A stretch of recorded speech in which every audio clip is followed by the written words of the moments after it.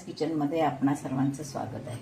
मी आज आपल्याला थंडगार असा दही साबुदाणा उपवासासाठी करून दाखवणार आहे। तर त्याच्यासाठी हा मी अर्धी वाटी साबुदाणा भिजवून घेतलेला आहे। बघा, छान असा मोकळा झालेला आहे, भिजवून घेतलेला आहे। आता हा भिजवलेला साबुदाणा मी तुम्हाला तुपावर परतून दाखवणार आहे।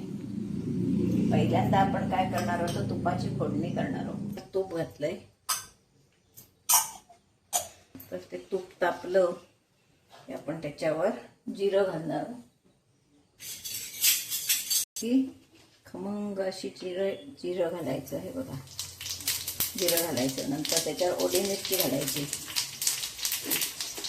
आणि हा साबुदाणा आपण छानपैकी ह्या फोडणीवर परतून घ्यायचा आहे। हा सुद्धा बऱ्याच प्रकाराने करतात, मी हा तुम्हाला जरा वेगळ्या पद्धतीने दाखवते करून।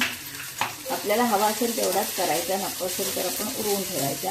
जास्त वाटला तर आपल्याला दहीभात खाल्ल्यासारखं वाटतं। हा साबुदाणा खाल्ला की छानपैकी जरा परतून घ्यायचा मस्त।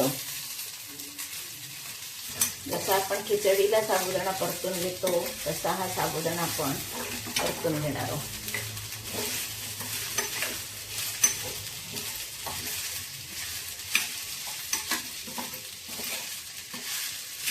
यामध्ये बरेच प्रकार करतात, एक तर सुखा साबुदाणा सुद्धा परतून घेतात, पण मी असा करते म्हणजे हा एकदम छान मऊसूत होतो।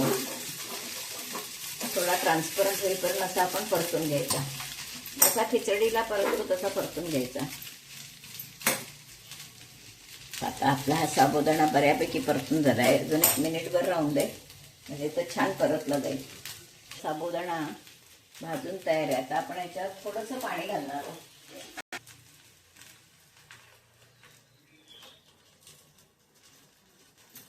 थोडा पाण्यात हा शिजवून घेणार आहोत।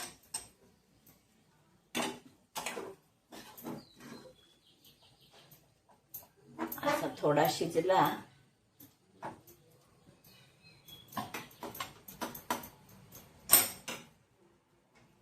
बऱ्यापैकी ट्रान्सपरंट झालेला आहे। आता आपण हा साबुदाणा उतरवून ठेवणार आहोत। हा साबुदाणा आता थंड झाला की आपण पुढची कृती करणार आहोत। साबुदाणा चांगला थंड झालेला आहे, त्याच्यावर आपण चवीप्रमाणे मीठ घालणार आहोत। साखर घालायची,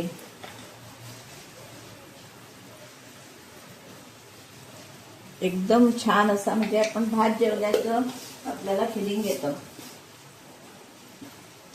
थोडं खोबरं घालणार आहे, आवडत असेल तर ह्याच्यात दाण्याचं कूटही घालतात, पण आम्ही दाण्याचं कूट वापरत नाही, म्हणजे नको असतं आम्हाला, म्हणून आम्ही हे घालतो। आता आपण याच्यावर दही घालणार आहोत।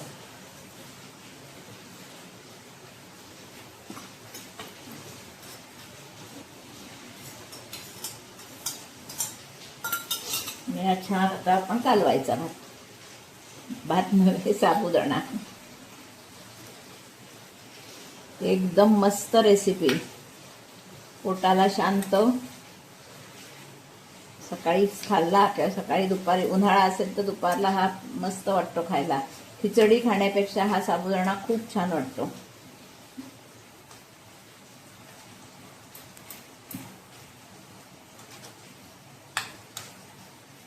आपला हा साबुदाणा तयार।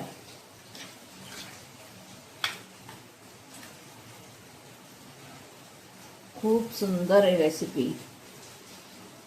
दही आपल्या आवडीनुसार, दही आपल्याला जर पातळ हवं असेल तर आपण ताक घालू शकतो, दही हवं दही घालू शकतो। हा आपला साबुदाणा तयार।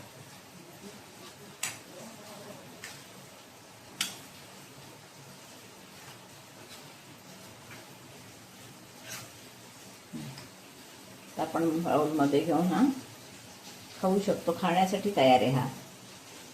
असा हा आपला दह्यातला साबुदाणा थंडगार खाण्यासाठी तयार आहे।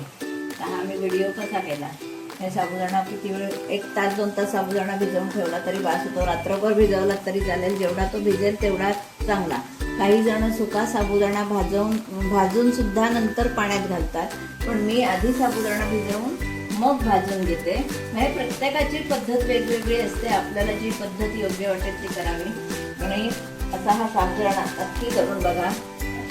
उपासासाठी एकदम आपल्याला म्हणजे थंडगार असं वाटतं. म्हणजे खिचडी खाऊन त्रास होतो तसा हा खाऊन त्रास होत नाही.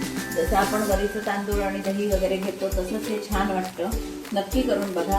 आणि आवडलं तर लाईक शेअर जरूर करा. बेल आयकॉन बटन दाबायला विसरू नका. म्हणजे माझ्या येणाऱ्या नवनवीन रेसिपी तुम्हाला दिसू शकतील. धन्यवाद.